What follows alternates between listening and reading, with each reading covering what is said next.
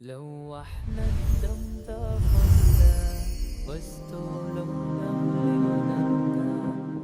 ഒരു ബാപ്പയും മകനും ചെരുപ്പ് കടയിലേക്ക് പോയി. അവിടെ ഡിസ്പ്ലേക്ക് വെച്ചിരിക്കുന്ന വലിയ ഷൂ കാണിച്ചുകൊണ്ട് മോൻ പറഞ്ഞു, ഉപ്പ എനിക്ക് അത് വാങ്ങിച്ചു തരണം. ഉപ്പ അത് വാങ്ങിച്ചു കൊടുക്കോ? ഉപ്പാക്കറിയാ ഇതെന്തായാലും ഇത് വാങ്ങിച്ചു കൊടുക്കാൻ പറ്റൂല എന്ന്. കാരണം അവനത് പാകാവൂല. അവനേക്കാൾ വലിപ്പുണ്ട് ആ ചെരുപ്പ് കാണാൻ. പിന്നെ എങ്ങനെയാ അത് ധരിക്കുക?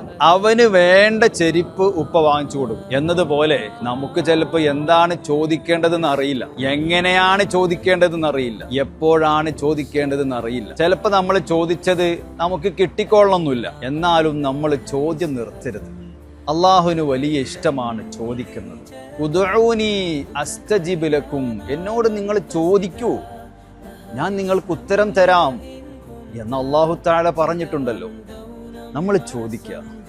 നമ്മുടെ റബ്ബിനോടല്ലേ ചോദിക്കുന്നത്? ആ റബ്ബല്ലേ നമുക്ക് തരാനുള്ളത്. ആ റബ്ബിനോട് ചോദിക്കുന്നത് അവന് വലിയ ഇഷ്ടമാണ്. നാം ചോദിക്കുന്നത് ചിലപ്പോൾ നമുക്ക് ഇപ്പോൾ ഗുണമല്ലാത്ത കാര്യങ്ങളായിരിക്കാം, നമുക്കറിയില്ല. അള്ളാഹുവിനറിയാം എപ്പോഴാണ് നമുക്കത് തരേണ്ടത് എന്നുള്ളത്. ആ തരേണ്ട സമയത്ത് കൃത്യമായിട്ട് അല്ലാഹു തആല തന്നോളും. നാം ചോദിക്കുക. അള്ളാഹുവിന് ചോദിക്കുന്നത് വലിയ ഇഷ്ടമാണ്. അദ്ദുആഉ സിലാഹുൽ മുഅ്മിൻ എന്നാണ് മുത്ത് റസൂലുള്ളാഹി സ്വല്ലല്ലാഹു അലൈഹി വസല്ലം തങ്ങൾ പഠിപ്പിച്ചിട്ടുള്ളത്. ദുആ ചെയ്താൽ ഒരു പക്ഷേ നമ്മൾ ചോദിക്കുന്നത് തന്നെ കിട്ടും. അല്ലെങ്കിൽ നമുക്ക് ഏറ്റവും അനിവാര്യമാണെന്ന് അള്ളാഹ്ക്ക് അറിയുന്നൊരു കാര്യം അല്ലാഹു തആല നമുക്ക് തരും. അല്ലെങ്കിലോ വലിയ വിപത്തുകൾ അള്ളാഹു തട്ടിമാറ്റും.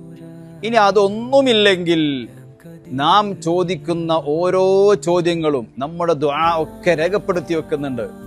അതൊക്കെ ആഖിറത്തിൽ വലിയ നിധിയായി, നമുക്ക് വലിയ പ്രതിഫലമായി ആഖിറത്തിൽ നമുക്ക് കൺകുളിർക്കെ ഇങ്ങനെ കാണാൻ കഴിയും.